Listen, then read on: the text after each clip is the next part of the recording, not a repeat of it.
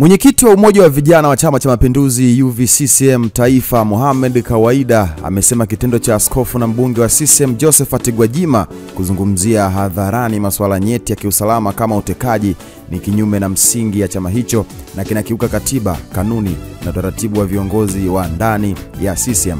Kawaida amesema kuwa CCM ni chama kinachoongozwa kwa katiba, kanuni, miongozo na utamaduni. Hivyo ni wajibu wa viongozi wote wa chama kufuata taratibu hizo badala ya kutoa kauli hadharani zinazoweza kuvuruga taswira ya chama na serikali.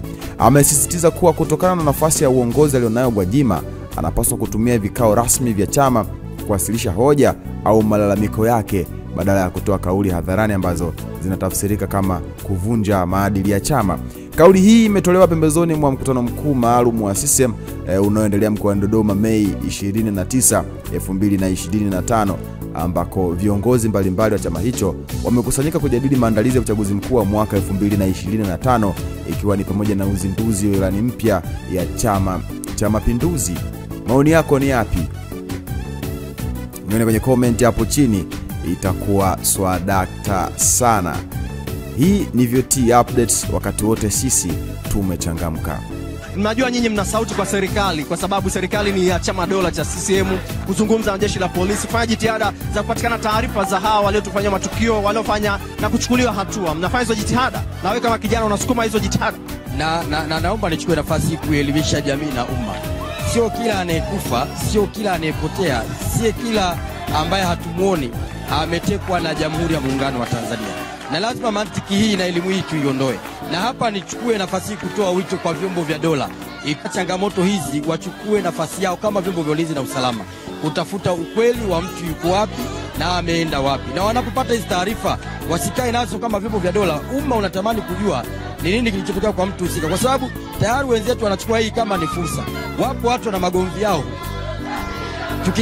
akimchukua mwenzake au akimua mwenzake kauliwa na vyombo vya dola. Hapana, sio kwamba kila aneuliwa, kila aliyepotea amepotezwa na vyombo vya dola. Kwa hiyo nitoe wito kwa vyombo vya dola kufanya kazi yake kwa bidii na kufanya kazi yake kurejesha na taarifa kwa umma, ili jamii na Watanzania waweze kujua ni kipi kilichotokea kwa mtu fulani na kulikuwa kuna nini. Malizie swali langu la mwisho. Tunaelekea kwenye uchaguzi. Miaka kadhaa nyuma, kama sio miezi, harakati nyingi zafanyika Twitter na kelele nyingi zikopo Twitter. Mambo mengi yako Twitter, kauli, kejeli, vitisho, utani wa kisiasa, kutania viongozi, kuongelea viongozi. Na wao walikuwa miongoni mwa watu waliokuwa wanatoa mashinikizo makubwa sana Twitter iweze kufungiwa. Siku za karibuni kutokea mashambulizi ya akaunti za taasisi muhimu kwa taifa letu. Wale mashambulizi yalikuwa yanamwataki rais moja kwa moja. Bado msimamo wako ni ule ule kuomba Twitter ifungiwe? Na ni Twitter ambayo mnatumia nyinyi kutoa matamko yenu? Nakushukuru ndugu mwandishi kwa swali lako zuri. Kama matumizi ya mitandao hii ya kijamii, sio tu Twitter, mitandao yote bora izimwe tu kama matumizi yatakuwa ni mabaya na mabovu. Lakini kama matumizi ya mitandao ya kijamii, na ikiwa tutawapa elimu vijana na wao watatuelewa na wataitumia katika namna ya kutengeneza tija katika maisha yao. Mitandao ya kijamii ni fursa, mimi naelewa, sijui unanielewa vizuri, lakini changamoto ni matumizi ya hayo mitandao ya kijamii. Kwa hiyo hapa nitoe wito kwa vijana wa Kitanzania kuendelea kutumia mitandao hii ya kijamii kwa nia njema na katika nia ambayo itawatengenezea ukwasi katika mifuko yao, na sio katika namna ambayo itakuwa potovu na ovu na kusababisha serikali iamue kufunga mitandao kama ushauri wangu nilivyotoa. Nakushukuru sana. Tukio yanatokea ya kupotezwa, kusema baadaye. Na kama hautotia nia, unadhani yuko sahihi sana kwa kila alichokifanya? Yeye kwa niaba yake au kwa maoni yake anajiona yupo sahihi. Lakini chama hichi kinaongozwa kwa katiba, chama hichi kinaongozwa kwa kanuni, chama chetu kinaongozwa kwa miongozo, na chama chetu kinaongozwa kwa taratibu. Lakini kama haitoshi, chama chetu kinaongozwa kwa utamaduni. Kwa mujibu wa hivi vyote ambavyo nilivyovitaja, kwa mujibu wa chama chetu, hicho hakipo sawa. Na kwa sababu yeye ni kiongozi mkubwa, anaingia katika vikao vikubwa, anapaswa kusema huko kwa mujibu wa chama chetu. Na ndio maana yupo humu katika hivyo vikao katika chama chetu. Kwa mujibu wa chama chetu haipo sawa na alichokifanya, na amevuka au amevunja kanuni na vitabu vingine ambavyo nilivyokutajia katika chama chetu. Lakini kawaida matukio yanatokea ya kupotezwa, kutekwa na mengineyo, pengine watu wanafariki, na haya yanakumba vijana, na wewe ni kiongozi wa vijana.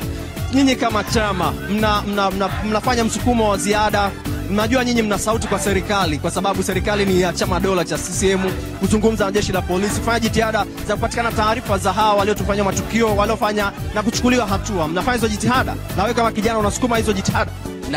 Naomba nichukue nafasi hii kuelimisha jamii na umma.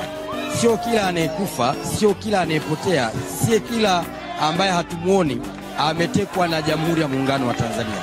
Na lazima mantiki hii na elimu hii tuiondoe. Na hapa nichukue nafasi hii kutoa wito kwa vyombo vya dola. Changamoto hizi wachukue nafasi yao kama vyombo vya ulinzi na usalama, kutafuta ukweli wa mtu yuko wapi na ameenda wapi. Na wanapopata hizi taarifa wasikae nazo kama vyombo vya dola. Umma unatamani kujua ni nini kilichotokea kwa mtu husika, kwa sababu tayari wenzetu wanachukua hii kama ni fursa. Wapo watu na magomvi yao.